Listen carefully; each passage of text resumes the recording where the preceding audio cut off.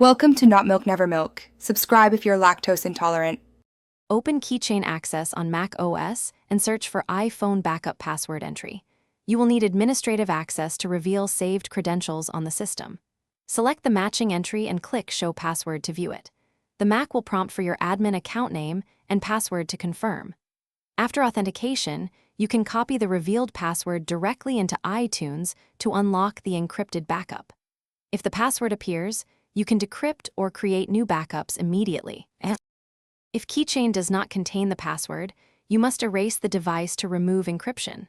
On the iPhone, go to Settings, General, Transfer or Reset iPhone, then erase all content and settings. Authenticate using your device passcode and Apple ID when prompted during the erase process. After the device restarts, set it up as new or restore from iCloud backup if available. Once set up, you can create a new iTunes backup without an encryption password. The erase and setup process typically takes about 30 minutes. There are third-party tools that claim to recover iTunes backup passwords, but results vary. These tools often require a full image of the backup and significant processing time on your computer. Using third-party recovery software can risk data corruption or loss and may conflict with Apple terms of service.